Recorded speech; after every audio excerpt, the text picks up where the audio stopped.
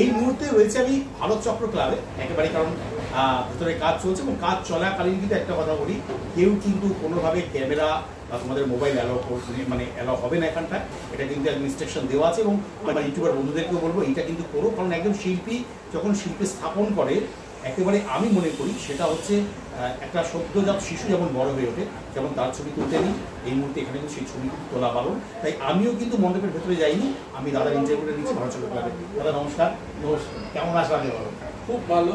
এবং তুমি অনেকদিন ধরেই বলছো, কিন্তু বিভিন্ন কর্ম ব্যস্ততার মধ্যে দিয়ে আমি তোমার সময় দিতে পারিনি। এবং গতকাল একটা সময় দিয়েছিলাম হয়তো, কিন্তু গতকাল ভাগ্যিস আমি ওটাকে পিছিয়ে নিয়েছি। গতকাল আমি বাড়ি থেকেই বেরোতে পারিনি, এত সুন্দর হয়েছে এই যে ওয়েদার। তা আজকে আমরা আড্ডা মারবো, আজকে আমরা আড্ডা মারবো, তার সাথে গল্প করবো, অনেক কথা জানবো। আড্ডার ছলে ছলে অবশ্যই পুজোর কথা। আমার সামনে যিনি বসে আছেন বিশিষ্ট শিল্পী, শ্রদ্ধেয় শিল্পী আমার দাদা সুশান্ত পাল মহাশয়। যদিও 2 বছর থেকে যেটা দেখতে পাচ্ছি উনি লিখছেন সুশান্ত শিবানী পাল। দাদা সুশান্ত শিবানী পাল কেন? আসলে আর্ট কলেজ থেকে বেরোবার পরে আমার তো একটা অন্যরকম স্ট্রিমে আমার চর্চাটা ছিল, শিল্পে টেক্সটাইল ডিজাইন নিয়ে। কিন্তু দুর্গাপুজো আমার পুরো এই শিল্প চর্চার ক্ষেত্রটাকে চেঞ্জ করে, এবং প্রায় 26-27 বছর ধরে আমি এই দুর্গাপুজোর মাঠে বা রাস্তায়, মানে কলকাতার বিভিন্ন জায়গায় আমি কিন্তু আমার শিল্পচর্চা করে থাকি। এবং এটাই আমার শিল্পচর্চার প্রধান এবং একমাত্র ক্ষেত্র বর্তমান সময়ে আমি বলতে পারি। কারণ আমার কাছে মনে হয় যে এটা একটা অন্য ধরনের প্রেক্ষিত তৈরি হয়েছে কলকাতার দুর্গাপুজোকে কেন্দ্র করে। তা দুর্গা যেহেতু আমার জীবনের সঙ্গে বা আমার শিল্পের সঙ্গে অঙ্গাঙ্গিকভাবে জড়িয়ে গেছে বা আমার শিল্পের নতুন ভাষা হিসেবে প্রকাশ পাচ্ছে, তা 2023 সালে যখন আমার 25 বছরের উদযাপন আমি করেছিলাম, শিল্পের চর্চার 25 বছর, এবং আমার 50তম দুর্গাপুজো উপস্থাপনা হয়েছিল 2023 সালে। তা আমি ভেবেছিলাম এই বছরটা একটু অন্যরকমভাবে সেলিব্রেট করব। আমি একটি পুজো করেছিলাম এবং আমার বিষয়ও ছিল কখন যে আমি কেন দুর্গাপুজো করি বা দুর্গার সঙ্গে আমার সম্পর্কটাই বা কিসের টানে আমার এই কলকাতার মাঠে এবং রাস্তায় আমি পড়ে আছি 25 বছর ধরে দুর্গাপুজোতে। এবং আমি সেই সময় ভেবেছিলাম যে আমার যেহেতু শিল্পের ভাষাই দুর্গা, আমার যাপনের একটা বিরাট অংশ জুড়ে রয়েছে দুর্গা, তা আমি আমার নামের মাঝখানে মিডল নেমটা দুর্গা করব, সুশান্ত দুর্গা পাল করবো ভেবেছিলাম।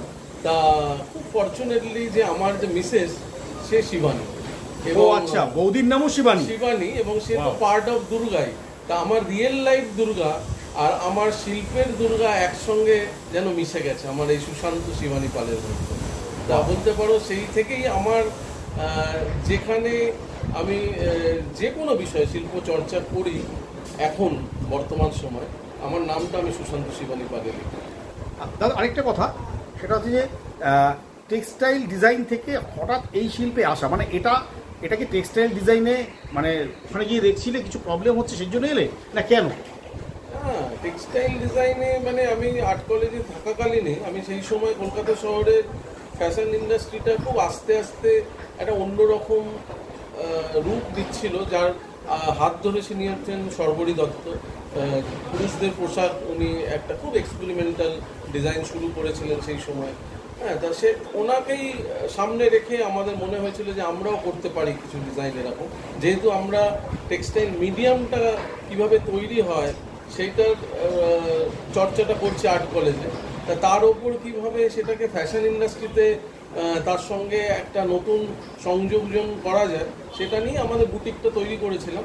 এবং বুটিকটা মানে প্রচণ্ডভাবে প্রশংসনীয় হয়েছিল এবং চলছিল খুব ভালো, এবং অনেক ক্লায়েন্ট হয়ে গেছিলো কলকাতার বাইরে। কিন্তু সেই সঙ্গে সঙ্গেই কলকাতার দুর্গাপুজোরও একটা রূপ পরিবর্তন আস্তে আস্তে, মানে এখন যে বিবর্তিত দুর্গাপুজো আমরা দেখতে পাই তার শুরুটা কিন্তু ওই 1985 সালে। তবে আমি এই যে 1985 সালে এশিয়ান পেইন্টস শারদ সম্মান আসার পরে যে দুর্গাপুরের বিবর্তন হয়েছে শুধু তা নয়, দুর্গাপুজোর বিবর্তন কিন্তু আমার মনে হয় যেদিন প্রথম দুর্গা মূর্তি তৈরি হয়েছিল তারপর থেকে ক্রমাগত অনেক শিল্পীরাই কিন্তু এই দুর্গাকে বিভিন্নভাবে তাদের মতো করে কিন্তু প্রকাশ করার চেষ্টা করেছিল। তার মধ্যে অনেক প্রতিকৃতের নাম আমরা জানি, অশোক গুপ্ত, রমেশ পাল, জিতেন পাল, অলোক সেন, হ্যাঁ, মোহনবাসী রুদ্রপাল, এদের প্রত্যেকের নিজস্ব একটা ঘরানা আছে। মানে এনাদের ঠাকুর দেখলেই এখন বোঝা যায় যেটা ওনার একটা সিগনেচার স্টাইল। তো সেরকমভাবে কিন্তু দুর্গাপুজোর বিবর্তন হচ্ছিল এনাদের, মানে এইরকম যারা পটুয়া বা যারা এইরকম কুমারটুলির মৃৎশিল্পী তাদের হাত ধরে। কিন্তু এশিয়ান পেইন্ট শারদ সম্মান আসার পরে যেটা হলো যে এর মধ্যে এই ক্লাবের কর্মকর্তাদের একটা পাগলামো এবং প্রত্যেক বছর নতুন কিছু করতে হবে তাদের পাড়ায়, হ্যাঁ, সেই তাগিদে কিন্তু অনেক শিল্পীরা, মানে যারা হয়তো স্বশিক্ষিত শিল্পীও হতে পারে, আবার হয়তো কেউ আর্ট কলেজ থেকে পাশ করেও এই মাঠে কাজ করছে, এরকম হতে পারে, তাদের কিন্তু একটা স্পেস তৈরি হয়ে গেল, মানে স্পেস করে দিল এই অর্গানাইজাররা, এবং যার ফলে এখন এই নতুন মাত্রার একটা দুর্গাপুজো তৈরি হয়েছে। এবং এটা কিন্তু যে এর বিস্তৃতিতে কোথায় গিয়ে শেষ হবে আমরা কেউ জানি না। আগামী দিনে কিন্তু এর দাদা দেখছিলাম ঋতুপর্ণ ঘোষের সাথে তোমার বেশ কাজ বোধহয় হয়েছিল কখনো, সেটা? হ্যাঁ, সেটা প্রায় 13 বছর ওনার সঙ্গে ওনার ফিল্মে অ্যাসোসিয়েট ছিলাম। হ্যাঁ, মানে ওনার বাড়িবলি ছবির পর থেকে ওনার সঙ্গে আমার যোগাযোগ হয়, এবং সেটাও আর্ট কলেজে থাকাকালীনই ওনার সঙ্গে আমার যোগাযোগ হয়, এবং এই আমার বুটিকের সূত্র ধরে ওনার সঙ্গে আমার যোগাযোগ। এবং ওনার ফিল্মে সেই সময় আমি কিছু কমিশন ওয়ার্ক করতাম, কিন্তু চোখের বালির পর থেকে আমার মানে সৌভাগ্য যে ওনার খুব কোর একজন ইউনিট মেম্বার হিসেবে আমি কাজ করতে পেরেছি।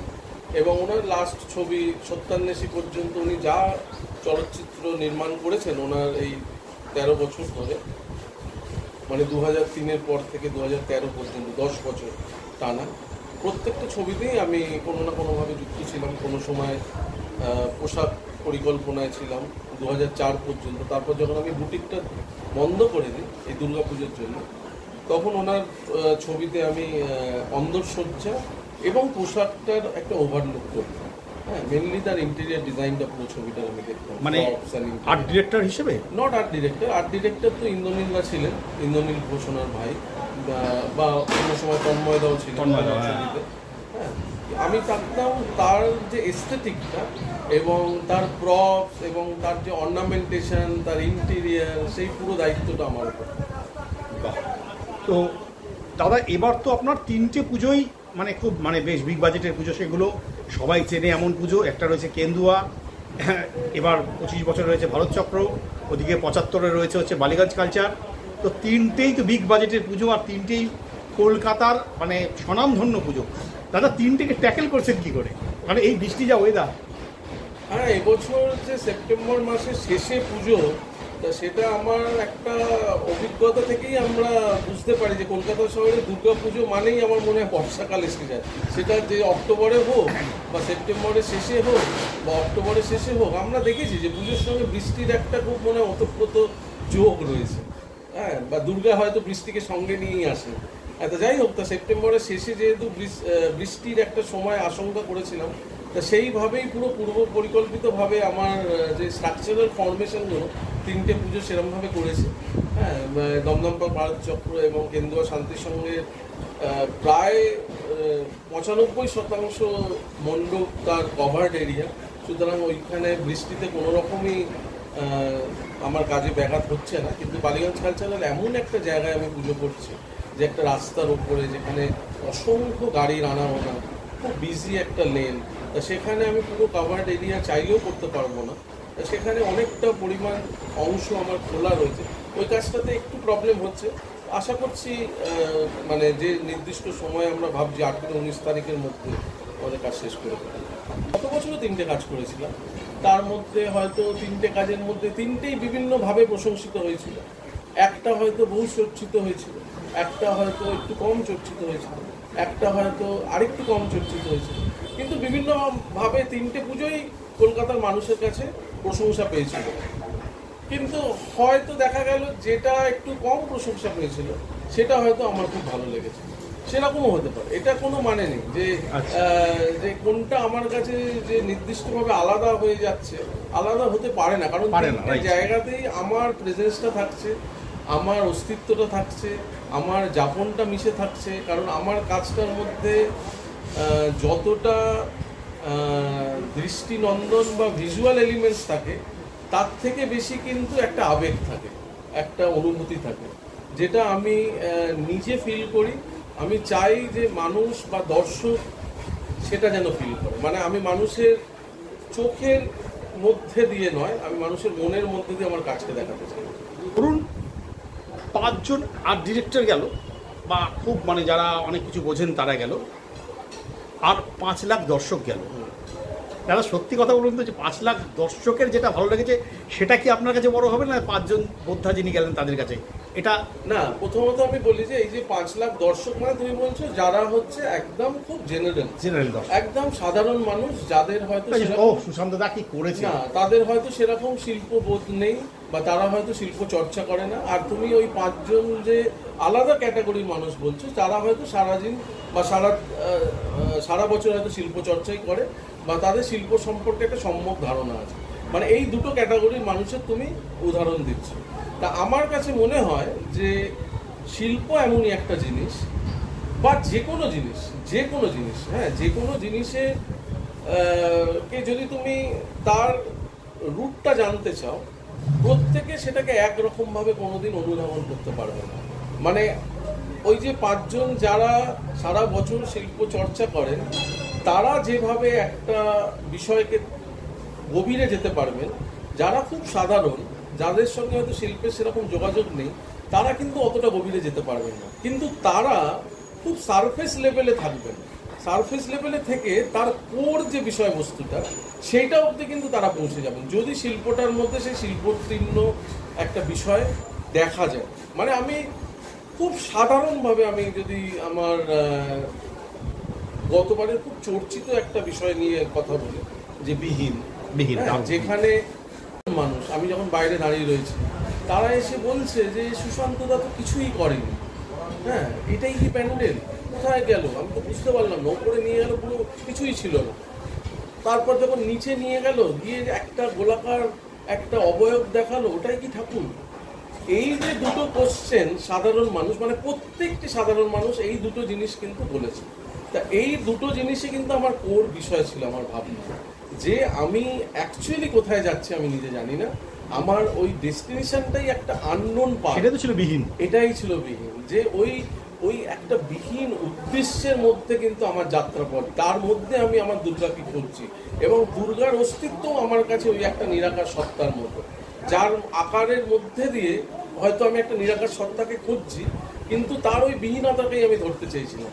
তার মানে যারা ওই শিল্প চর্চা করেছে, তারা যখন ওই পুজোটার মধ্যে গেছে, তারা ওই নিচে গিয়ে মেডিটেটিভ একটা স্পেসের মধ্যে নিজেদের বসে প্রায় ধ্যান করেছেন, অনেকে আধ ঘন্টা 1 ঘন্টা পর্যন্ত বসে, আমি ছিলাম ওখানে 1 ঘন্টা ধরে। তাহলে দেখো যে ওই রসটা সংগ্রহ করবার জন্যে তোমার যে সেন্সিটিভিটিটা, কতটা সেন্সিটিভ হতে হবে, তবেই তুমি সেই জায়গাটা। হঠাৎ করে মনে হচ্ছে, আমি নিজে বলছি, যে মনে হচ্ছে আমি কোথাও হারিয়ে গেছি, কোনো একটা জগতে চলে এসেছি, জগতের সাথে, মানে বাইরের জগতের সাথে আমার কোনো সম্পর্ক নেই, আমি পুরো একা। এই একই অভিজ্ঞতাটা কিন্তু ওই সাধারণ মানুষগুলোও পেয়েছে, যারা উপর দিয়ে যাচ্ছিল, তারা ওই ক্ষণিকের জন্য, মানে হয়তো 60 সেকেন্ড কি 1 মিনিট কি 1 মিনিট 10 সেকেন্ড হয়তো ওই মণ্ডপটা জার্নির মধ্যে ছিল, হ্যাঁ ওই 1 মিনিট 10 সেকেন্ড তারা কিন্তু হারিয়েই গেছিল, এবং হারিয়ে গিয়ে তারা বাইরে এসে বারবার নিজেকেই কোশ্চেন করছে যে এটা কোথায় নিয়ে গেছিল। রাইট, এই যে কোথায় নিয়ে গেছিল, এটাই কিন্তু আমার কোর বিষয় ছিল। তার মানে কি হলো, একটা শিল্পের ভাষার মধ্যে ওই দুটো স্তর থাকে। একটা স্তর হচ্ছে গভীরে যাওয়ার জন্য, যে রাস্তাটা খুঁজে পায় সে ওই গভীরতার মধ্যে পৌঁছতে পারে, আর যে ওই রাস্তাটা খুঁজে পায় না, সেই সারফেস লেভেল থেকে কিন্তু ওই ভাবনাটাকে উপলব্ধি করে। তো সুতরাং এটা সবার জন্য আলাদা আলাদাভাবে উপলব্ধিযোগ্য। একদমই তাই দাদা। দাদা আরেকটা কথা হচ্ছে যে মানে আপনি মানে টালা প্রত্যয় মানেই সুশান্ত পাল, মানে টালা প্রত্যয় ইজিক্যাল টু সুশান্ত, মানে আমি এখনও বলছি, মানে যারা আমাদের ইউটিউব দেখে তারা এখনও টালা প্রত্যয় মানে না, মানে টালা প্রত্যয় যেমন না রাধার পাশে কৃষ্ণ, টালা প্রত্যয় মানে সুশান্ত পাল হয়ে গেছে। তো দাদা টালা প্রত্যয় তো এবছর আপনি করছেন না, এবং এবছর তো 100 বছর, দাদা একটু মিস করছেন কি টালা প্রত্যয়কে? কারণ ওটা আপনি সন্তানের মতন মানুষ করেছেন, এটা আমরা প্রত্যেকে জানি। অন্তত একটা সন্তানের মতন মানুষ করার পর কোথাও যেন সন্তানের সাথে একটুখানি গাঁটছাড়াটা কোথাও একটু আলগা হলো। দাদা এটা একটু কি বলা যাবে? না দেখো, আমি যেখানেই কাজ করি না কেন বা যে প্রেক্ষিতেই কাজ করি না কেন, সেটা আমার একটা নিজস্ব জায়গা আমি তৈরি করে নিই। হ্যাঁ, মানে এখানে আমি যে ক্লাবেই কাজ করতে যাই, কাজটা যতটা একটা ক্লাবের ঠিক ততটাই কিন্তু আমার মনে করি। না হলে কিন্তু না ওই কাজটার মধ্যে আমি কোনোদিন প্রেজেন্স থাকবো না। টালাপত্তা এমন একটা ক্লাব যেটা বিগত 6 বছর ধরে আমি তাদের ওখানে কাজ করেছি, 2019 থেকে 2024 পর্যন্ত। মাঝখানে 2020 হয়তো একটা কোভিডের জন্য করতে পারিনি, 2025-এও আমার করার কথা ছিল, বাট সামহাও একটা এমন একটা ইনসিডেন্ট হয়, সেখান থেকে আমার মনে হলো যেন ওই কাজের পরিস্থিতিটা আমার জন্য উপকূল হবে না। কারণ আমরা দেখলাম যে আপনার নামে কিন্তু ওখানে ব্যানার টাঙানো হয়ে গেল। হ্যাঁ, সেই ব্যানারটা তারপর আর খুঁজে পেলাম না আমরা, মানে এটা আমাদের কাছে একটা আশ্চর্য ব্যাপার হয়েছে যে সুশান্ত দার নামে ব্যানার হলো, আবার ব্যানারটা খুলেও গেল কেন? দেখো, সেই কারণটা নিয়ে কাটাছেঁড়া করার মতো পাবলিক স্পেসে সেটার কোনো যৌক্তিকতা আমি মনে করি না, 1 নম্বর। দ্বিতীয়ত হয়েছে যে আমি সেখানেই কাজ করি যেখানে আমার যে নিজস্ব সত্তাটা, হ্যাঁ, আমাকে মানে সাথে থাকে, এবং আমার কাছে এথিক্সটা খুব ইম্পর্টেন্ট একটা কাজের জায়গাতে। হ্যাঁ, তো আমার মনে হয়েছে যে ঠিক আছে। আর সত্যি কথা বলতে কি, বিহীনের পরে আর কি, আমার না এই ডেস্টিনিতে আমি খুব বিশ্বাস করি। একদম, এভরিথিং ইজ প্রি ক্রিপ্টেড। মানে আমি কিন্তু 2019-এ টালাপত্তয় যে করব সেটাও কিন্তু ঠিক ছিল না, কারণ 2017 এবং 2018 যে ওখানে কাজ করেছিলেন দেবাশিস বাড়ুই, এবং 2 বছরই একটা প্রথম টালাপত্তায় কলকাতা শহরে একটা সাফল্য পায়, ওই বহু চর্চিত পুরস্কার এশিয়ান ফিল্ম শারদ সম্মান, এবং 19-এ দেবাশিসেরই করার কথা ছিল, বাট এমন একটা পরিস্থিতি তৈরি হয়ে যায় একদম শেষ মুহূর্তে গিয়ে একটা সামান্য মানে ঘটনার জন্যে আমি সেখানে যুক্ত হয়ে যাই। সেই রকমই এবছরও একটা কোনো ঘটনা ওরকম প্রি কনসিভ কোনো ধারণা হয়তো আগে থেকেই ছিল, কোনো জায়গায় লেখা ছিল যে আমি এবছর বালিগঞ্জ কালচারাল করবো, আমি এবছর দমদম পার্ক ভারত চক্র করবো, আমি এবছর কেন্দ্র শান্তি সমাজ। দাদা, এইখানে যে থিমটা, নামটা একটু আমিও মাঝে মাঝে উচ্চারণ করতে পারছি না, নামটা কি আসলে? তন্মাত্র। হ্যাঁ, তন্মাত্র কথার অর্থটা কি? তন্মাত্র কথার দুটো অর্থ আছে। একটা হচ্ছে যদি তুমি তার ডাইরেক্ট যে মিনিংটা, যে আমাদের যে পঞ্চভূত, আচ্ছা, হ্যাঁ, এবং যে পঞ্চ ইন্দ্রিয়, হ্যাঁ, সেইটার সঙ্গে রিলেট করে তন্মাত্র। আর একটার এটার যে একটা লিরিক্যাল অর্থ আছে, যেটা হচ্ছে অরাটা হচ্ছে যে ধরো এই পৃথিবীতে যা বস্তু অবস্থিত তার না অ্যাকচুয়ালি সেগুলো হচ্ছে একটা এনার্জি, ফর্ম অফ এনার্জি। আমিও একটা is a culmination of energy, তুমিও তাই। এই যে মোবাইলটা দিয়ে তুমি শুট করছো, অ্যাকচুয়ালি সেটাও একটা ফর্ম অফ এনার্জি। হ্যাঁ, একদম। হ্যাঁ, এবং এই এনার্জিগুলো কি হয় যে পার্টিকেলসগুলো একটা ফর্ম করে একটা অবজেক্ট ধারণ করে। আর কিছু এনার্জি যেটা ওই অবজেক্টটা ধারণ করতে পারে না, সে একটা পরিবেষ্টিত আকারে সেই নির্দিষ্ট অবজেক্টটা চারিদিকে ঘুরে বেড়ায়। এবং আমাদের হিউম্যান সাইকোলজিতে যেটা আছে, যে তোমার যে নিজস্ব অরাটা সেটা কিন্তু পরিবর্তনশীল, যে তোমার যে চিন্তা ভাবনা, তোমার যে থট প্রসেস, তোমার যে কি বলবো, তোমার যে এথিক্যাল পয়েন্টস, তোমার যে ভাবনার লেয়ার, যে তুমি এখন নেগেটিভ থট যদি তোমার কন্টিনিউয়াস চলে থাকে, তোমার অরার রং চেঞ্জ। তোমার যদি পজিটিভ রং বা পজিটিভ একটা চিন্তা ভাবনার মধ্যে দিয়ে তুমি পাও, বা তুমি যদি আনন্দ ফিল করো কোনো একটা সময়, তোমার অরার কালারটা সেই সময় চেঞ্জ হয়। তো এই অরার রং কন্টিনিউয়াস চেঞ্জ হয়। হ্যাঁ, তা আমি এখানে আমি যে মাতৃ আরাধনার যে ক্ষেত্রটা তৈরি করছি, যে দুর্গাটাকে তৈরি করা হচ্ছে বেসিক্যালি, তার যে অরাটা তাকে পরিবেষ্টিত করে রয়েছে বা থাকে, যেটা নাকি একমাত্র উপলব্ধি করার একটা বিষয়, সেটাকে মানুষের সামনে নিয়ে আসার চেষ্টা করছি। সাধারণ মানুষ যখন পুজো প্যান্ডেলে আসে তার মধ্যে একটা আনন্দ থাকে, তার মধ্যে একটা উৎসাহ থাকে, তার মধ্যে একটা বন্ধু বান্ধব বা পরিবারকে একসঙ্গে নিয়ে আসে, একটা নতুন কিছু দেখবার আনন্দ আছে। তাকে আমি কিভাবে ওই অর্ডার স্পেসের মধ্যে নিয়ে যাবো, সেইটা মানে একটা হ্যালুসিনেশনের মধ্যে দিয়ে নিয়ে যাব। হ্যাঁ, এইটা খুব চ্যালেঞ্জিং একটা বিষয়, কারণ তুমি বুঝতেই পারছো যে এটা সম্পূর্ণ একটা আলোর একটা বিষয় এবং সেটাকে নিয়েই কাজটা করো।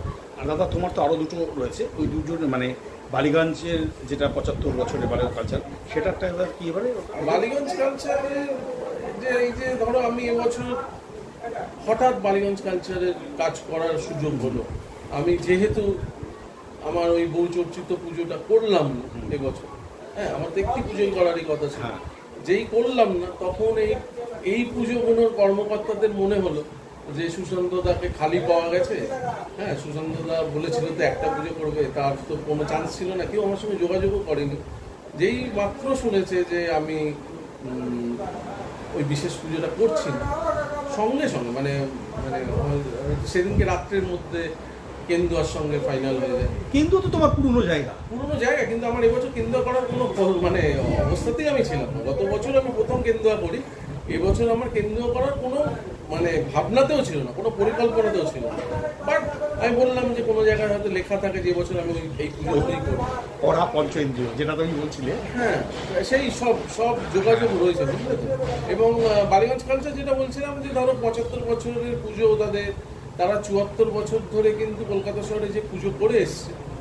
আর এখন কলকাতার পুজোয় বিশেষ করে ধরো আমি বা আমার মতো যারা শিল্পীরা, যারা যেভাবে একটা অন্য জায়গা দিয়ে দেখার চেষ্টা করছে বা একটা অন্য পরিভাষা খোঁজার চেষ্টা করছে, যে বিবর্তিত চেহারা দুর্গাপুজোর মধ্যে চলে আসছে, সেটা ভালো হচ্ছে কি খারাপ হচ্ছে সেটা তো আগামী সময় বলবে।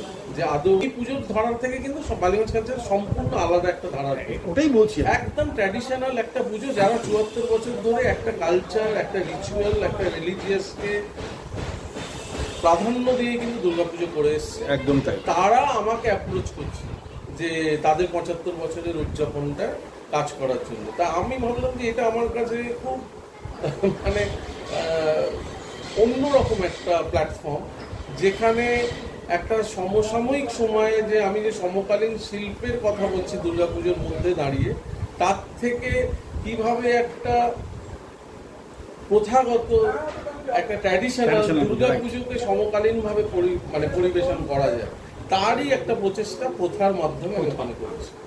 কেন্দুয়া শান্তির সঙ্গে যেটা করছি যে আগের বছর যে অনুনাদ আমি করেছিলাম, যে একটা রেজোনেন্স, তোমার নামের মধ্যে একটা ব্যাপার থাকে, মানে মানে নামটাই না খুব ভারী কি হয়ে যায়, মানে বেশ আসলে বিষয়টা দুর্গা তো খুব ভারী বিষয়, দুর্গা খুব হালকা নয়। কিন্তু দুর্গা শুধুমাত্র আইসক্রিম খেতে খেতে পুজো দেখার নয়, দুর্গা শুধুমাত্র একটা শুধু উৎসব নয়, দুর্গা ডেফিনেটলি একটা ফেস্টিভ্যাল, কিন্তু দুর্গার যে অস্তিত্ব, দুর্গার যে সত্তা, সেটা আমার মনে হয় এই প্রকৃতির মধ্যেও মিশে আছে, প্রত্যেকটি মানুষের মধ্যে আছে, প্রত্যেকটি জীবের মধ্যে তার রয়েছে। হ্যাঁ, সেই সত্তাটার গভীরতা তো থাকবেই। হ্যাঁ, সেই তার ভারিক্কি তো থাকবেই। এবছর ওখানে যেটা কাজ করছি যে নিগুড়ে, হ্যাঁ, যে মিস্টিক্যাল, যে অ্যাকচুয়ালি যে এই যে দুর্গা, আমরা তো ওই 10 হাতের একটা মানে মহিষাসুর মূর্তিনিকেই ভাবি, কিন্তু আদৌ কি সে দুর্গা? আদৌ কি সে দুর্গা? বা এই যে দুর্গার যে রূপকল্পনা আমরা পুরাণে রয়েছে, সেই রূপকল্পনাটা যিনি করেছিলেন, সেও কি দুর্গাকে দেখেছিলেন? থাকে কোথায় বা তার কাছে যেতে হয় কিভাবে? এই যে রাস্তাটা, এইটা তো সম্পূর্ণ একটা নিগুড় পথ, যার কোনো মানে ব্যাখ্যা আমাদের কাছে নেই, সত্যি নেই। সেই রকম একটা জার্নি আমি এবছর কেন্দুয়া শান্তির সঙ্গে করছি, যে ওই জার্নিটার মধ্যে দিয়ে মানুষ যতক্ষণ থাকবে, মানুষ মিস্টিরিয়াস একটা স্পেসের মধ্যে নিজেকে খুঁজে পাবে। স্বনামধন্য শিল্পী সনাতন দিন্দা বলেছেন আপনার সম্বন্ধে যে ও হচ্ছে আমাদের পুজোর ফিল্ডের পিসি সরকার, ম্যাজিশিয়ান, জাস্ট ম্যাজিশিয়ান। ও কি করে দেবে 11th আওয়ারে ও নিজেই জানে না। সত্যি আমি জানি না। আমি এবং সনাতনদা মানে আজকে ধরো আমরা হয়তো 98 সালে সনাতনদা হাতিবাগানে শুরু করেছিলেন, 98 সালেও আমার প্রথম সুযোগ হয় সহযাত্রীতে ওই দেবেন লাহা সুতিদির সঙ্গে আমার মানে প্রতিমার রূপকল্পনার দায়িত্ব আমি ছিলাম, আমার কিন্তু ভাবনার দায়িত্ব ছিল। হ্যাঁ, নব প্রতিমাটা বানিয়েছিল। তা হয়তো আমরা একসঙ্গে শুরু করেছিলাম, কিন্তু সনাতনদা আমাদের থেকে যথেষ্ট সিনিয়র এবং সনাতনদার কাজ সম্পর্কে বলার মতো দৃশ্যটা আমার নেই। মানে আমি প্রচণ্ড স্নেহ করি সনাতনদাকে এবং মানে আমার দাদার থেকেও অন্য স্থানীয় একজন মানুষ। সনাতনদা একটু বেশি বলেছে হয়তো ম্যাজিশিয়ান, তবে এটা ঠিক যে এটা বলছে আমি তোমাকে রমেন হলপ করে বলছি, ও নিজেও জানে না যে 11th আওয়ারে ও কি করে দেবে। আমি এই যে ধরো এই যে মাঠে আজকে ধরো আমি দমদম পার্কে এসেছি, আমি এখনো পর্যন্ত জানি না অনেকগুলো জায়গায় আমি কি করব, কারণ আমার ভাবনাটা আমি কোনো সময় আমার তো কোনো স্টুডিও নেই, আমার স্টুডিও প্র্যাকটিসে নেই, কারণ আমি যে মাধ্যমে আমার শিল্পচর্চা করে শুরু করেছিলাম, যে ধরো এই টেক্সটাইল ডিজাইনটাকে নিয়ে, তার যে স্টুডিও প্র্যাকটিসটা ছিল কি যে আমার একটা ব্লক ইউনিট ছিল, সেখানে 5টা টেবিল, হ্যাঁ, কোনোটা হয়তো সোনারপুরের একটা গ্রামে একটা মহিলাদের একটা গ্রুপ, তারা হয়তো এমব্রয়ডারি করে, হয়তো শান্তিনিকেতনের একটা গ্রুপ ছিল, এরকম ঘুরে ঘুরে ঘুরে ঘুরে আমার কাজ হতো। আর আমি যখন পুজোর মাঠে এলাম শিল্প চর্চা করতে, আমার কিন্তু এখানে প্র্যাকটিসটা এরকম কি বলতো যে আমি ঘরে বসে কিছু করি না, আমি ঘরে বসে শুধু ভাবনাটার গভীরে পৌঁছতে চাই, যে আমি যে ভাবনাটায় কাজ করছি আদৌ সেটা কি, এই যে তন্মাত্র বা অরা অ্যাকচুয়ালি কি, মানে আমি যদি চাই তোমার অরাটাকে কিভাবে দেখবো, বা আমি যদি দেখছি তোমার অরাটাকে আমি আরেকটা লোককে সেটা কিভাবে দেখাবো। হ্যাঁ, আমি শুধু এই গভীরে যাওয়ার জন্য আমি শুধু কিছু চর্চা করি ঘরে বসে, কিন্তু পুরো কাজটা এই যে ভারতচক্রের মাঠে এই রাস্তার ওপর দাঁড়িয়ে আমি করছি, বা ওই প্রথাটা বালিগঞ্জ কালচারের ওই লেক ভিউ রোডের উপর দাঁড়িয়ে করছি, এবং কেন্দুয়া শান্তি সঙ্গের ওই মাঠে দাঁড়িয়ে করছি। আমার একটা পেন্সিল লেআউট থাকে, গ্রাউন্ড প্ল্যান থাকে, যে কোথা দিয়ে মানুষ আসবে, কতটা দেখবে, কোথায় আলটিমেটলি যে আমার যে দুর্গা কোথায় থাকবে, সেইটা নিয়ে আমি মাঠে নেমে যাই। বাকি সম্পূর্ণটা আমি এখনো বললাম তো যে সত্যি আমি জানি না অনেক জায়গায় আলটিমেট আমি কি করবো, কিন্তু আমি জানি যে ওই রং চাপাতে চাপাতে চাপাতে চাপাতে একটা ক্যানভাস যখন পরবর্তী রঙের ডিমান্ড করে, আমার স্পেসও একটা ফর্মকে ডিমান্ড করে, একটা আলোকে ডিমান্ড করে, একটা শব্দকে ডিমান্ড করে। ভবদা একটা দারুণ কথা বলেছে, বলছে কে কি বলে আমাদের নামে অনেক কিছু কথা শুনবে, কিন্তু আমাদের যে বন্ধুত্ব যেমন অটুট ছিল তেমন অটুট থাকবে, কারণ আগে আমরা শিল্পী, তারপর হচ্ছে আমাদের কাছে সব। একদমই আজকে সনাতনদা, অমরদা, ভবতোষ, পূর্ণেন্দুদা, দীপকদা, রণদা, বন্দন, প্রশান্ত, গৌরাঙ্গ, সুব্রত ব্যানার্জি আর কিছুদিন পরে নেমেছিল, এখন কয়েকদিন ধরে অনির্বাণ, রিসেন্টলি প্রদীপ, মানে প্রদীপ হয়তো 10-12 বছর ধরে করছে। কিন্তু আমরা শুরুর দিকে যারা কাজ শুরু করেছিলাম, আমরা কিন্তু সবাই একসঙ্গেই কাজ করেছিলাম।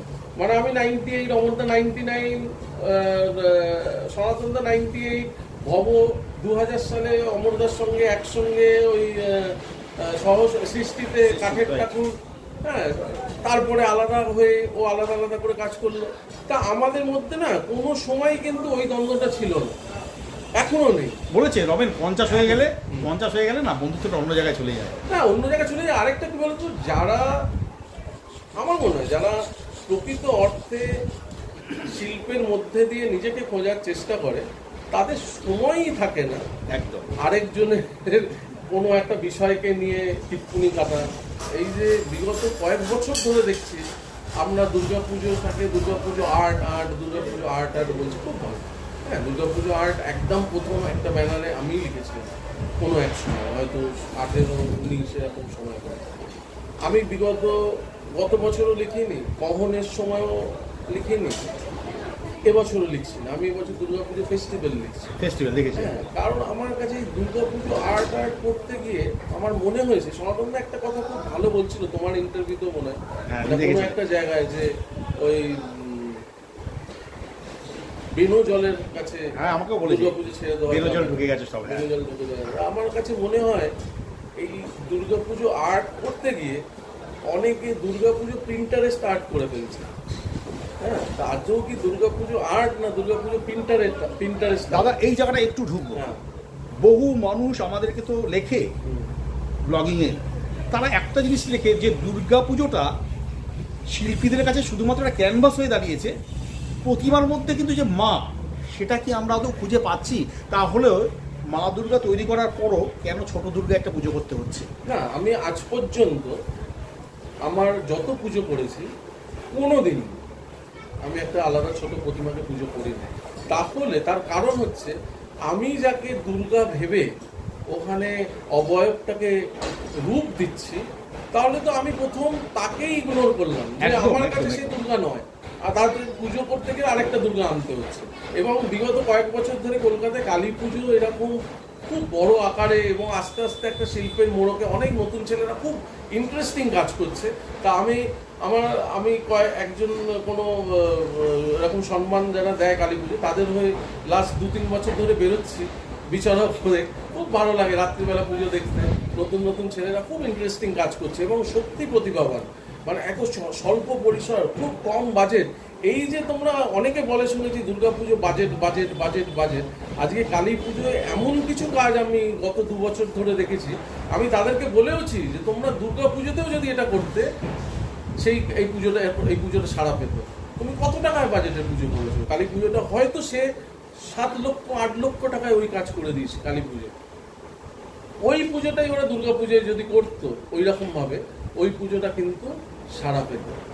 সুতরাং বাজেটটা ইম্পর্টেন্ট নয়। ওরা যখনই দুর্গাপুজোয় কাজ করতে আসছে তখনই ভেবে ফেলছে যে ওখানে ভবদা কাজ করছে, এখানে সনাতনদা কাজ করছে, ওখানে সুশান্তদা কাজ করছে, আমাকে ওদের মতো করতে হবে।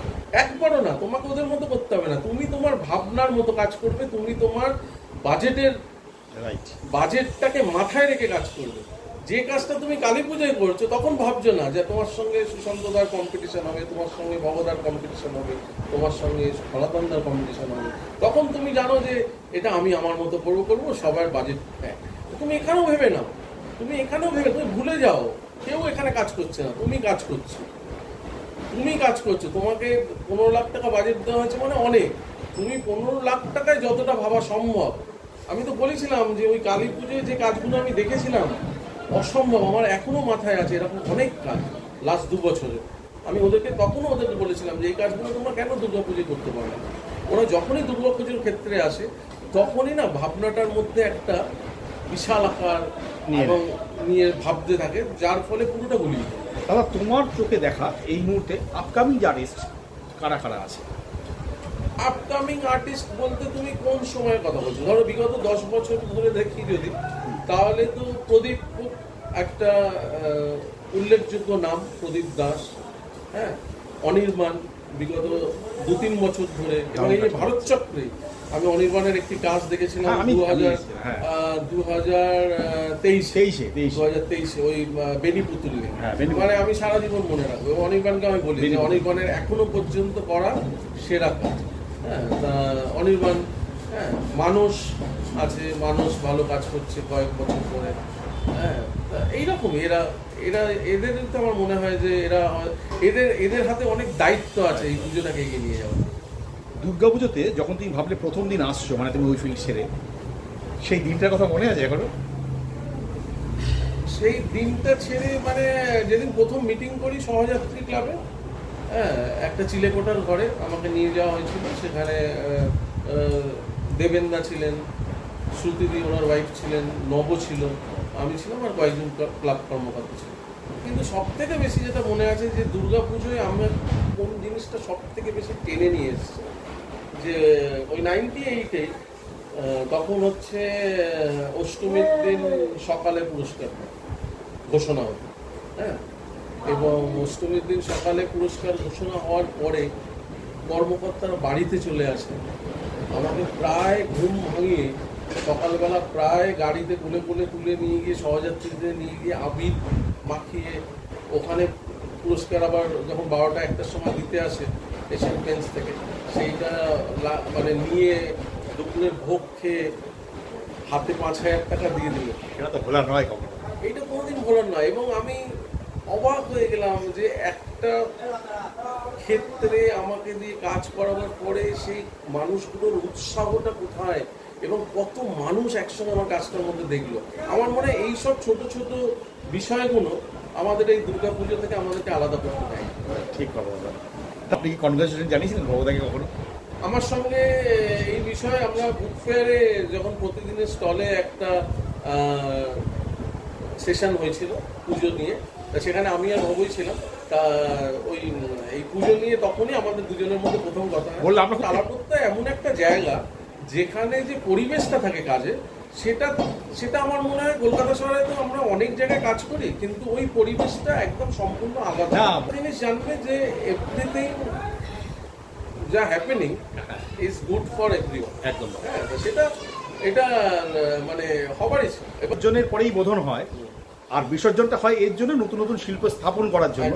আমরা তোমার থেকে আরো আরো অনেক অনেক অনেক কিছু দেখতে চাই। আর তোমার স্পিরিচুয়াল আমার খুব ভালো লেগেছে, মানে এইভাবে করেই যেন তোমার সাথে আমরাও ওই রাম সেতুর কাঠবিড়ালির মতো ঘাটতে পারি।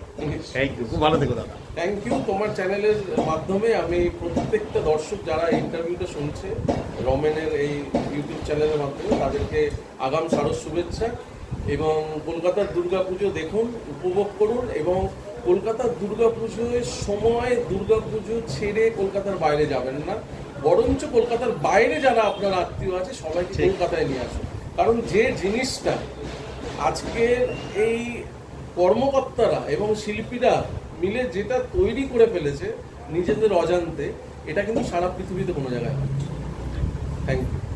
আমি এখন চলে এসেছিলাম দমদম পার্ক ভারত চক্র ক্লাবের ভেতরে। হ্যাঁ, ওখানেই সুশান্ত দার সাথে ইন্টারভিউ হলো, কারণ মণ্ডপের প্রত্যেকের ঢোকা বারণ। সুশান্ত দা আমাকে তবু বলেছিল যে একটা মণ্ডপের ভেতরে গিয়ে একটা সাইড নেবো, কিন্তু আমি বলেছি দাদা একদম না, কারণ সবার জন্য একই নিয়ম থাকুক। যাই হোক, আমি তো বলেইছিলাম তোমাদেরকে এরকম প্রচুর ব্লগ থাকবে, প্রচুর এই ধরনের মানুষজন থাকবে যাদেরকে নিয়ে আমি ইন্টারভিউ করব। তো কেমন লাগলো অবশ্যই কিন্তু জানাতে হলো না। এই মুহূর্তে আমি বিদায় নিচ্ছি দমদম পার্ক ভারত চক্রের যে ক্লাব, সেই ক্লাবের সামনে থেকে। আরও প্রচুর তোমরা ব্লগ দেখতে পারবে, সুতরাং আমার চ্যানেলে যে ব্লগগুলো আসবে সেগুলো কোনো রকম স্কিপ না করে দেখতে থেকো, প্রচুর রসদ পাবে তোমরা, এইটুকু বলতে পারো।